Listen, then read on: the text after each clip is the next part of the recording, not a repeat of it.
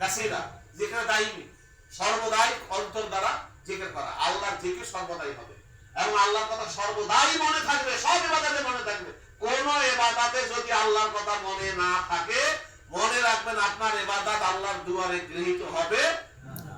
আর আল্লাহর দুয়ারে গৃহীত না হলে ওই ইবাদত যাই হোক সব পাবেন না।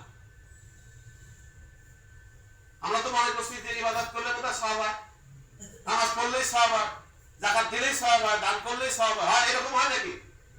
কি মনে হয়? না। নামাজ পড়লে যদি সওয়াব হয়, তা হাদিসে আছে কিছু নামাজি এমন হবে যে নামাজকে আল্লাহ কোটলা করে তার মুখের উপরে মারবেন। আছে না হাদিস? হজের হাদিসে আছে না, যাকাত সাওমের হাদিসে, রোজার হাদিসে আছে যে কতগুলো রোজাদার এমন হবে যে যাদের উপোস করা ছাড়া আর দিনে কিছু জুড়ে না। কেন? রোজা তো থাকলোই, তার মানে রোজা আল্লাহর দুয়ারে গৃহীত হওয়ার মতো রোজা হয় নাই, আল্লাহ গ্রহণও করেন নাই, এই নামাজও হয় নাই, রোজাও হয় নাই, কোনো সওয়াবও নাই।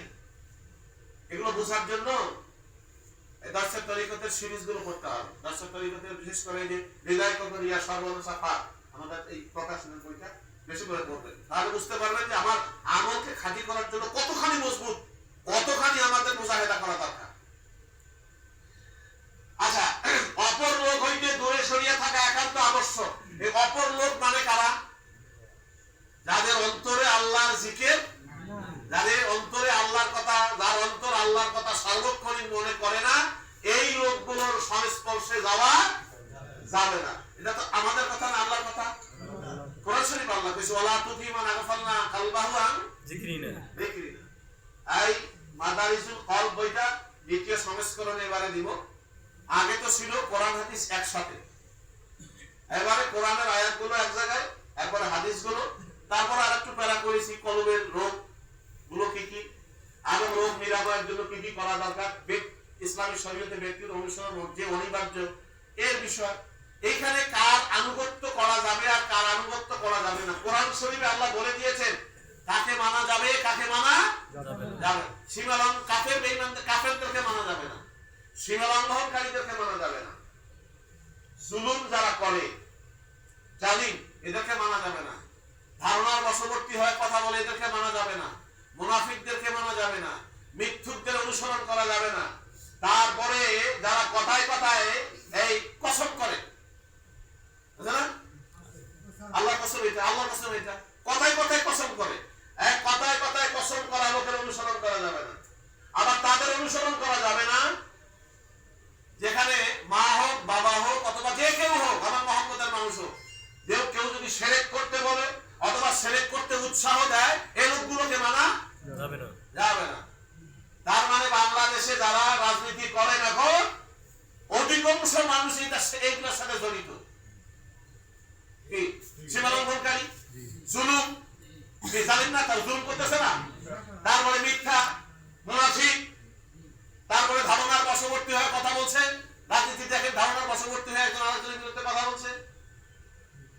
আজকে না বোধহয় কালকে পাকিস্তান অথবা আফগানিস্তানের এক আলেম উর্দুতে বক্তব্য দিচ্ছে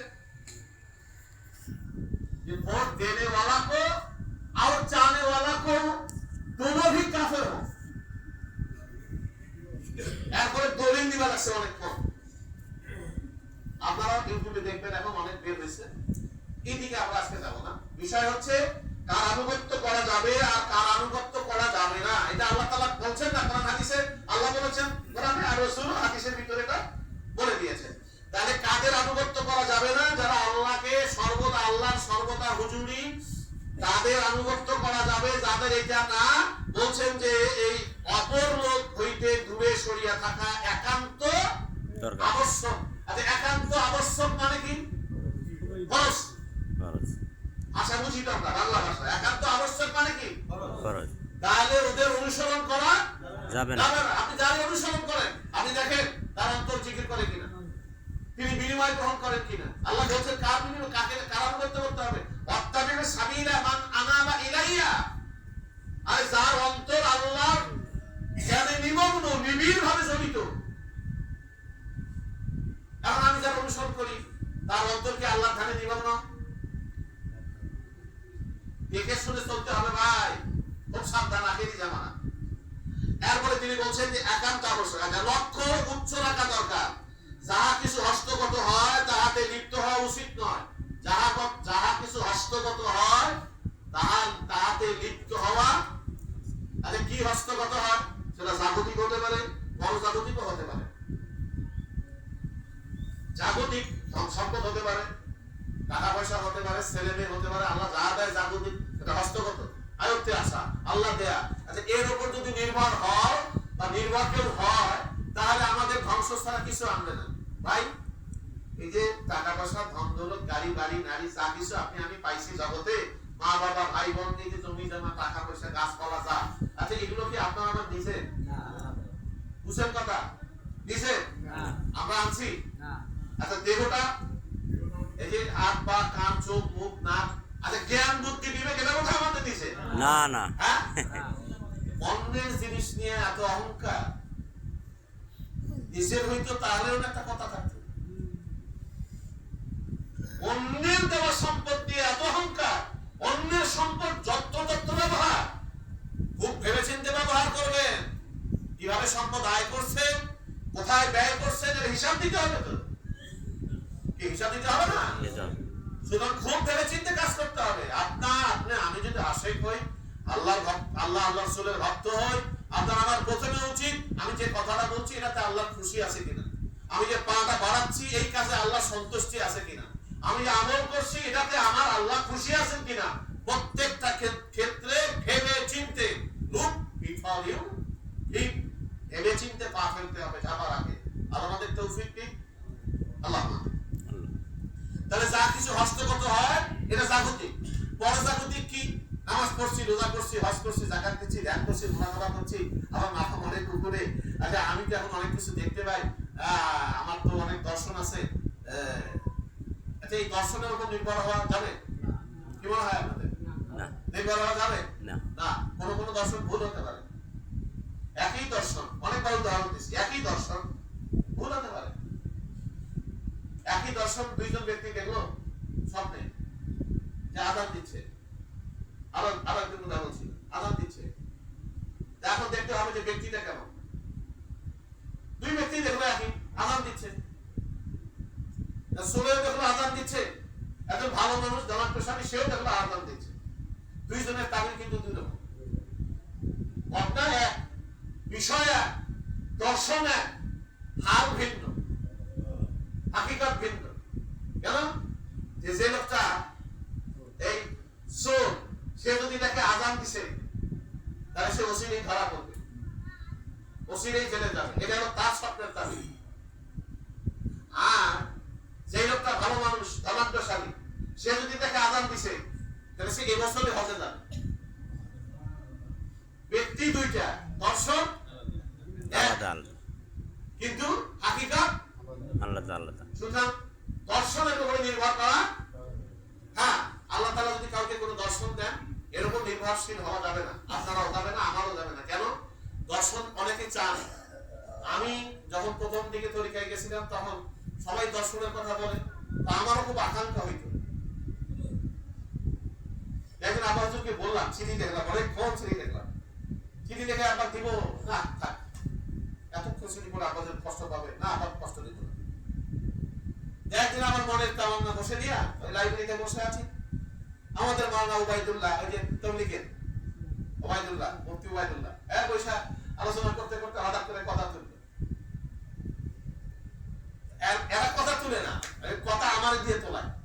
মনে একটু বলেন, আমি একটু বললাম দর্শনের ব্যাপার। তারপর বললো, পরবর্তীতে আমি বই পুস্তক পড়ে দেখেছি যে দর্শনধারী যারা, তাদের চাইতে যারা দর্শন নাই তাদের মর্যাদা আল্লাহর কাছে অনেক। সুবহানাল্লাহ। কেন? দর্শন এটা দেওয়ার পরে যদি আপনি ওইটার হক আদায় করতে না পারেন, আপনাকে জবাবদিহিতার কাজ করে দাঁড়াতে হবে। যেমন ধরেন এই উদাহরণ আমরা কিন্তু মাস্টার অনেক জায়গায় দিই, এইখানে প্রস্তাব করিবেন না, করিলে 100 টাকা জরিমানা। কিন্তু কোন শিক্ষিত লোক আসিয়া যদি ওইটা করে আর ওখানে প্রস্তাব করে, ওর জরিমানা। আর একটা লোক কিছুই জানে না, মূর্খ মানুষ, ও যদি রাশি প্রস্তাব করে, দুইজনের শাস্তি কি এক হবে? আল্লাহ তো সোজা কথা বলবে, আমি তোমার দেখাইছি, তুমি এটা বাদ দিছো কেন, এটা করো নাই কেন? আচ্ছা দেখে নাই, আল্লাহ আমি তো জানি না। ঠিক আছে, জানোস না, যা মাফ করে দিবে। দর্শন থাকার চাইতে না থাকা ভালো। আবার যারা কারামত দেখাইছেন তারা কিয়ামতের দিন ধরা খাবে। কারণ কারামত যারা দেখার নাই, হাসরের ময়দানে তাদের মর্যাদা দেখে একজন আরেকজনকে জিজ্ঞাসা করবে, ওই এরা কোন জামানার নবী রাসূল ছিল না? এরা নবী ছিল না, আওয়াজ হবে, এরা নবী ছিল না, এরা হলো ওই জামানারই ওলি যারা কারামত দেখায় নাই। আফসোস, আমরা কারামত দেখায় কি ভুলটা করছি রে, আমরা যে কারামত না দেখাইতাম আমাদের আল্লাহ ওই মর্যাদা দেবে। আখিরাতের অনেক সম্পদ পাওয়ার পরে যদি কেউ আবার তৃপ্ত বোধ করে, আমি পাইছি, তাহলে মনে করবেন আপনি যেই তৃপ্ত আপনি বঞ্চিত। আসবে হয়তো এখানে বা অন্য কোথাও দেখে আপনার আশপাশে কি।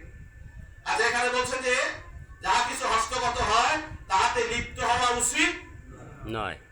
এটা আল্লাহ পরীক্ষা করার জন্য তো দিতে পারেন কি, এই সম্পর্কে তো পরীক্ষা করার।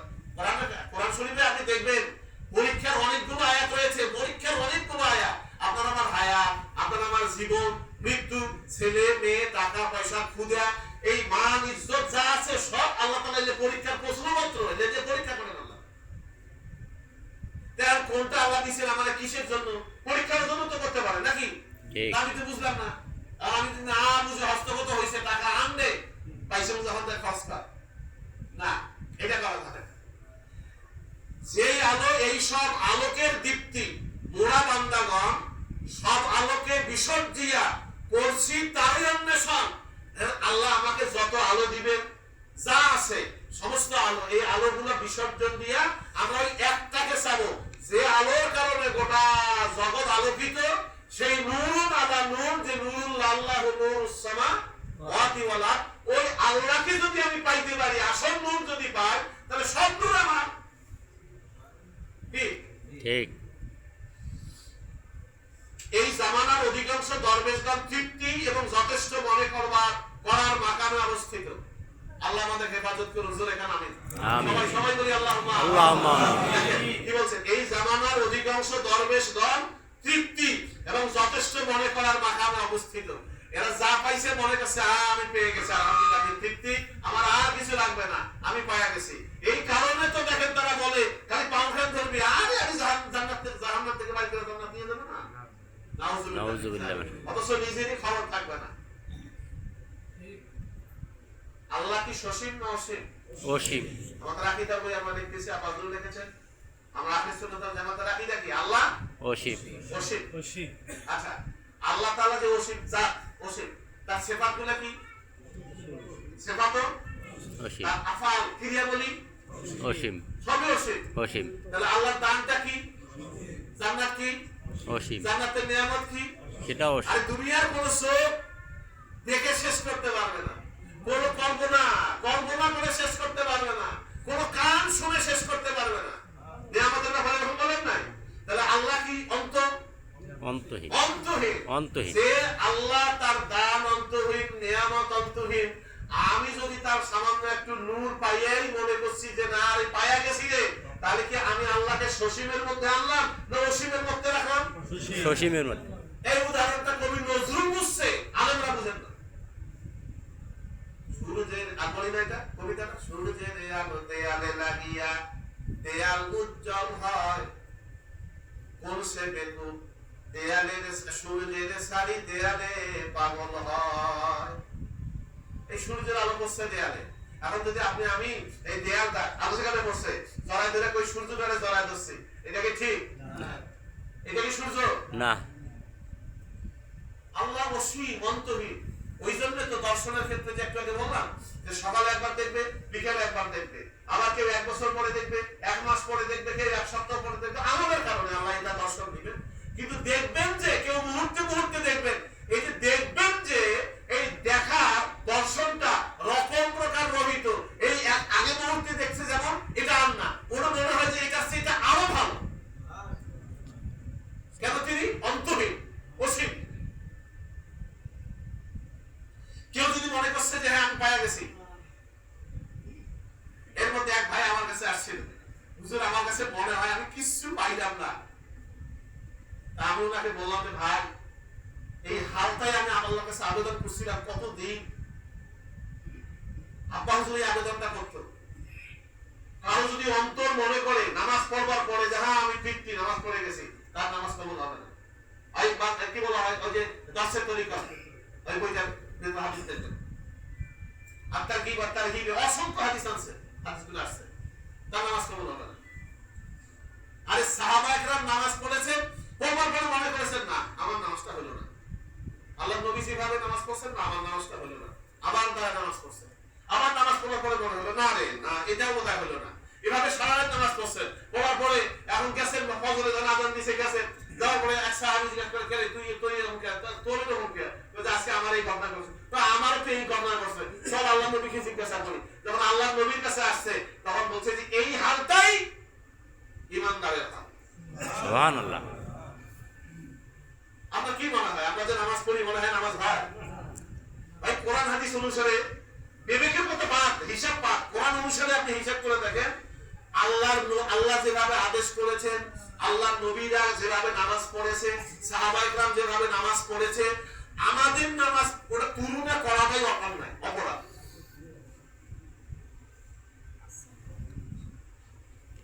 তাহলে এই জামানার অধিকাংশ দরবেশগণ কি তৃপ্তি এবং যথেষ্ট মনে করার মাকামে অবস্থিত। সব আমার হয়ে গেছে, সব পেয়ে গেছি, সব আমাদের হাসিল হয়ে গেছে, আর কারো কাছে দেওয়া লাগবে না, কোথাও পেতে হবে না, কিচ্ছু না। এই যে আমি তৃপ্ত বোধ যখন হয়ে গেছে, আমি পেয়ে গেছি, যদি কারো ধারণা এরকম থাকে তরিকার কোন শিক্ষা আপনার অন্তরে এখনো, তরিকার অন্তরে তরিকার শিক্ষাটাই হলো ওই যে দিদে কসু, নিজেকে নিকৃষ্ট জানা, না আমার কিছু হলো না, না আমি কিছু পাইলাম না, আমার দ্বারা সম্ভবই না, আমি যা করেছি সব নষ্ট হয়ে গেছে, আল্লাহ তোমার দয়া ছাড়া আমার কোনো উপায় নাই। এই সর্বশেষ ওই যে তুই মেনে যায় আল্লাহ তোমার দয়া ছাড়া আমার কোনো উপায় নাই। আচ্ছা, তাহাদের সংসর্গ প্রাণ নাশক বিষ তুল্য। তাহাদের যারা নিজেকে তৃপ্ত মনে করে, যারা নিজেদেরকে কি বলা হয় যথেষ্ট হয়ে গেছে আর লাগবে না, এই সাধনা এই মাকামে যারা অবস্থিত, এরা বলছেন তাদের সংসর্গ প্রাণ নাশক বিষ তুল্য। যে বিষ খাইলে মানুষের প্রাণ যায়, এই বিষ না মানে প্রাণ নাশক বিষ তুল্য হচ্ছে তাদের সংসর্গ। আর আমরা সমাজে উদাবাসা তাদের সাথেই সবসময় করতেছি, বেশি করতেছি। হিংস্র জন্তু হইতে যেইরূপ পলায়ন করেন, শুনছি কথা মনোযোগ, হিংস্র জন্তু হইতে যেইরূপ পলায়ন করেন, তাহাদের নিকট হইতে তদ্রূপ পলায়ন করিবেন। কে বলছেন? মুজাদ্দেদে আব্দুস সঈদ আহমদ। হিংস্র জন্তু মানে কি? বাঘ, হিংস্র মানে সিংহ, হ্যাঁ, নেকড়ে। আচ্ছা, এগুলোকে যেভাবে ভয় করতে হয়, তাহলে ওদের থেকেও আমাদেরকে ঠিক একই ওইভাবে ভয় করতে হবে। কারা? যারা নিজেকে তৃপ্ত মনে করেছেন, যথেষ্ট মনে করেছেন, কামিয়াব হয়ে গেছেন, এইরকম যাদের ধারণার বশবর্তী হয়ে আছেন, এই লোকগুলোর থেকে দূরে থাকতে হবে। এবং এই বাক্য দৃঢ়ভাবে ধারণ করিয়া চলিবেন। স্বপ্ন ইত্যাদির প্রতি বিশেষ নির্ভর করিবেন না। একটা বেদনা বললাম, স্বপ্নের উপর নির্ভর করা কেন? নবীদের স্বপ্ন সাতভাবে ওহী আসতো, তোমাদের রাসূলের কাছে, রাসূলদের কাছে ওহী আসতো এই স্বপ্নের মাধ্যমে। কিন্তু যদিও বলা আছে নবুয়তের 46 ভাগের এক ভাগ স্বপ্নটা, কিন্তু এটা দলিল না। আচ্ছা বলেন, স্বপ্নে দেখলাম রাজার বেটির সাথে আমার বিয়ে হয়েছে, আর পরের দিন যদি রাজার বেটি নিবাস যায়, বুঝলেন নাই? আপনি স্বপ্নে দেখছেন চেয়ারম্যানের বেটি বিয়ে করছেন, আর পরের দিন যখন আমি জানতাম তো তোর সাথে আমার বিয়ে হয়েছে, সব একটা ডাঙো মানি করবেন। আচ্ছা, স্বপ্নের উপর নির্ভর করা যাবে না কেন? আচ্ছা ধরেন মনের উপরও নির্ভর করা যাবে না। মাসলা এরকম, আপনি আপনার মনে মনে আপনার স্ত্রীর তালাক দিবেন, তালাক হবে? এইটার না মেলেন কোনটা মনে মনে চলবে, কোনটা মনে মনে চলবে না, রাসূলের কোন হুকুমগুলো আমার জন্য মান্য, কোন হুকুমগুলো মান্য না, কোন হাদিস অনুসরণীয়, কোন হাদিস অনুসরণীয় না, এইটার না মেলেন। যেহেতু অনেক প্রকার তাবির হইতে পারে, এই যে একটু আগে যেটা বললাম, স্বপ্নের তাবির অনেক প্রকার হতে পারে। সুতরাং সাবধান, ধারণায় প্রবঞ্চিত হইবেন না। সোয়াতের কাছে যাব কি উপায় করি, গিরিগহবর খাদ আছে সারা পথ ধরি। আসসালাম না, এই বক্তব্য পড়া হয় না। হ্যাঁ, এখানে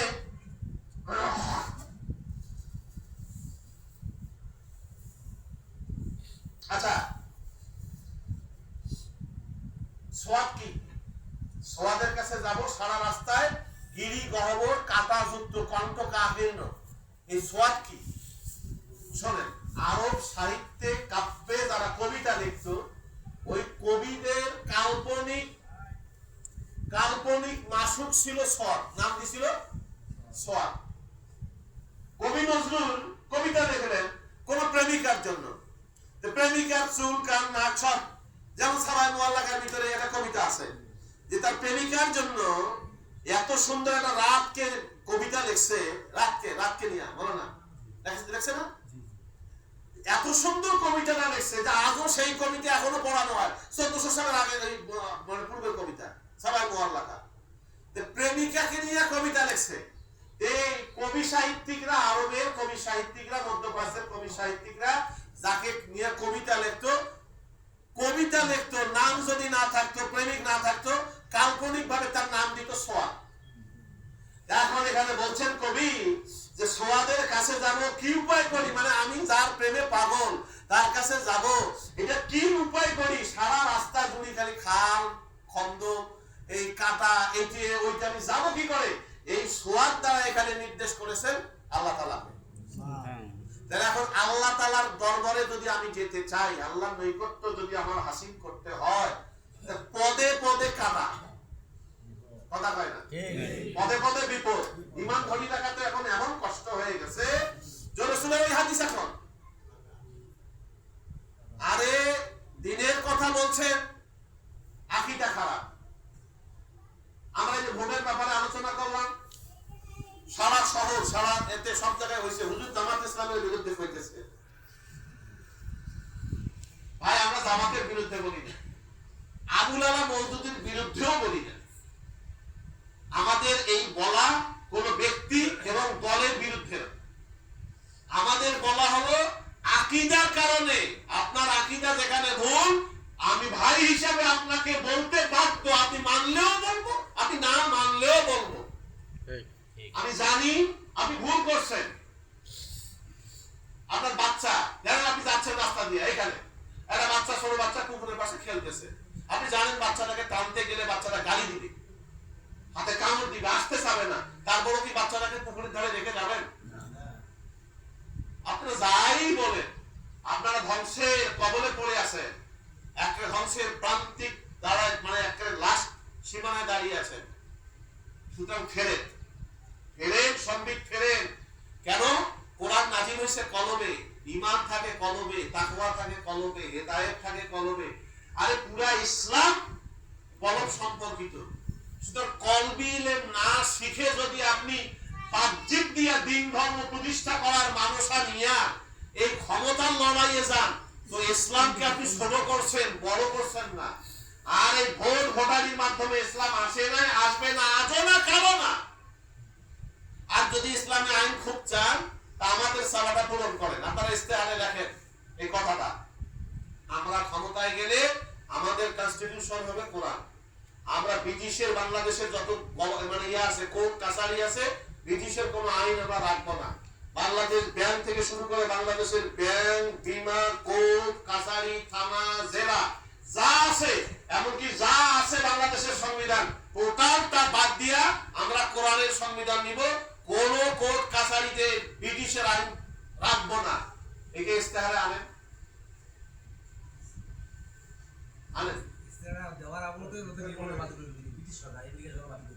আমরা জানি সারা দেশের মানুষ যদি বাংলাদেশে ইসলাম পন্থীদেরকে ভোট দেয়, এরা যদি ক্ষমতায় আসেও, মনে রাখবেন ইসলাম প্রতিষ্ঠিত হবে না। কেন হবে না? যে ইসলাম প্রতিষ্ঠা করতে গেলে প্রত্যেক মানুষকে আগে কোরআন শিখাইতে হবে। আর ইসলামের শুরুটা কি? নামাজের কথা আগে কইছে, কথা বলেন, রোজার কথা আল্লাহ আগে কইছে, জিহাদ হজের কথা আগে কইছে, কি কইছে? তুমি যদি কোরআন মানো তাহলে তোমাকে করতে হবে, কোরআন না মানো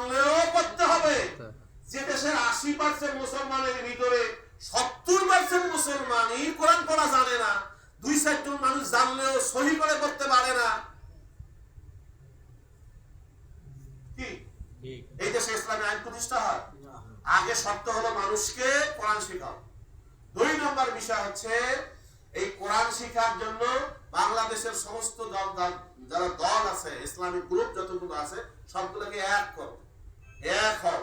আগে দেশের অহমিকা ছাড়ো, গদি ছাড়ো। কে আমির হবে দেখার দরকার নাই। আরে ভোটে আপনারা আমির নির্বাচন করেন। ইসলামিক সিস্টেম এইটা না। ইসলামিক সিস্টেম হলো আমির হলো কিভাবে, ইন্নামা আকরামাকুম ইনদাল্লাহি আতকাকুম। তোমাদের মধ্যে ওই ব্যক্তি উত্তম যে আল্লাহকে সবচেয়ে বেশি ভয় করে, যার তাকওয়া বেশি, সেই হবে আমির, সেই হবে কি বলা হয় এমপি, সেই হবে মন্ত্রী, সেই হবে ডিসি, সেই হবে ইমাম। বুঝতে পারি না? এইভাবে যে খেলাফতের শাসন, এটা যদি না আনেন, ভোট দিলেই ইসলামে আইন প্রতিষ্ঠা হবে, কখনোই হবে না। এবং এই জন্য ইমাম মাহদী আলাইহিস সালাম, ওই যে দেখবেন হাদিসে পড়ে দেখবেন, ইমাম মাহদী আলাইহিস সালাম এই ভোটারিতে আসবেন না, রাজনীতিও করবেন না। ওনার দাওয়াতের সিস্টেম 2টা, একটা বায়াত আর একটা হলো জিহাদ। এই 2টাই সিস্টেম ইসলামের। আল্লাহ নবীও করেছেন, ওলিয়াও করেছেন, বায়াত আর জিহাদ। বায়াত এবং জিহাদ এই 2টার বিকল্প দিন ধর্ম প্রতিষ্ঠা হওয়ার কোনো সুযোগ নাই। আর মানুষের অন্তরটা হলো আসল। এ যতই আপনি দাঁড়ান আমার নামাজের জন্য, আপনার দান দেখে বিরক্ত পড়বো, যে এই দান শেষ আমি নামাজ ছাড়িয়ে দেবো। এই জন্য মানুষের অন্তর পরিবর্তন করে দিতে হবে। আর অন্তর পরিবর্তন হয় কিসের কারণে? যদি শয়তানটা অন্তর থেকে বের হয়। কথা বল ঠিক না? তাহলে শয়তান বের করার হাতিয়ার কি? জিকির ছাড়া আপনি আর যাই বলেন, আসেন কোরআন হাদিসে গবেষণা করবো, কথা বলবো। জিকির ছাড়া শয়তান কোন ইবাদত দিয়া অন্তর থেকে ভাগে না। আর জিকির মানে ফির আমরা এখন শুনছি, দেখছি, আমাদের দেশে দেখায় জিকির মানে হলো সারা রাত সামা খাওয়া। এটা দেখিয়ে তো আমরা জিকির শিক্ষা পেয়েছি না। না, সামা খাওয়ার নাম জিকির না, খেয়াল রাখবেন। সামা গাওয়ার নাম জিকির না। উচ্চারণ এক জিনিস, স্মরণ এক জিনিস, উচ্চারণ আর এক জিনিস। যদি উচ্চারণ হয় তাকে বলে ডাকা, আর যদি অন্তর দিয়ে খেয়াল হয়, মনে মনে ওই যে আল্লাহর কথা স্মরণ করা সর্বহালতে, ওইটা কি জিকির, ওইটা আসল জিকির। এছাড়াও কল্পি জিকির আর অনেক আছে। বলতে কেউ বলছে যে আমার মন খারাপ করতে পারেন, যে হুজুর তাহলে কি জাবানি জিকির আমরা করি, এটা ঠিক না? না, ওটা ঠিক, সহি আছে। আমরা নাজার বলবো না, জায়েজ আছে। তবে তার সীমাও আছে, তার হদও আছে। কি হদ আছে না? আপনি একজন লোক নামাজ পড়তেছেন, আপনি বসে আর জোরে জোরে জিকির ছাড়িয়ে দেবেন, এটা হবে? আরে জোরে জিকির করা বিপদ। কেন? দিয়ে আসতে পারে, আরেকটা মানুষের ক্ষতি হতে পারে। ফতোয়ার কথা পড়ে দেখবেন, অনেক নিষেধ করে দিয়েছেন এই জন্য অনেকগুলো বিষয়। আর কলবি জিকিরটা সর্বহালতে করা যায়। মনে মনে জিকির কি পায় না? আমার পাশে যদি একটা লোক নামাজ পড়ে, আমি যদি মনে মনে বসে আল্লাহ আল্লাহ জিকির করি, কারো ক্ষতি হবে না। আর জিকিরের মাকসাদই তো হলো কলব দ্বারা জিকির করা। এই জন্য কোরআন শরীফের অধিকাংশ আয়াতে দেখবেন জিকিরের নিসবত কলবের সাথেই করেছে। আর কলমা বলতে হবে কি দিয়া? কলব দ্বারা। কলমা যদি কারো কলব দ্বারা বলতে হয়, কলমা মানে কি? লা ইলাহা ইল্লাল্লাহ। তো এটাই তো আফজালুল জিকির, লা ইলাহা ইল্লাল্লাহ। এইটাই শিখার নাম তরিকা। এখন আপনারা অনেকে মনে করেন তরিকা বোধহয় আলাদা জিনিস। না, শুনেন, শরীয়তে যত নিষেধ আছে এটা ছেড়ে দেওয়া মানে হারাম। তারপরে যেগুলো নির্দেশ আছে এগুলো পালন করা। পালন করবার পরে, ছেড়ে দেওয়ার পরে আরো কিছু সূক্ষ্ম সূক্ষ্ম দিক আছে, যেমন অহমিকা বোধ, তারপরে যে কি বলে প্রদর্শন ইচ্ছা, এরকম সূক্ষ্ম সূক্ষ্ম কিছু দিক আছে। এইগুলোর থেকে কিভাবে দূরে থাকা যায়, যিনি জানেন তার কাছে গিয়ে শিখে নিতে হবে। পীর মুর্শিদ মানে এটা না আপনার জান্নাত দিয়ে যাবে আর জাহান্নামে ঠেলে দিয়ে বাঁচাবে, এইটার জন্য পীর মুর্শিদ না।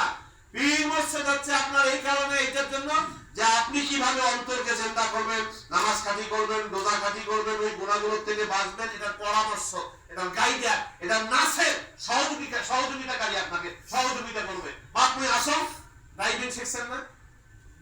আমি যখন প্রথম মোটরসাইকেল শিখি, ড্রাইভিং শিখি, আমার এক ভাগ্না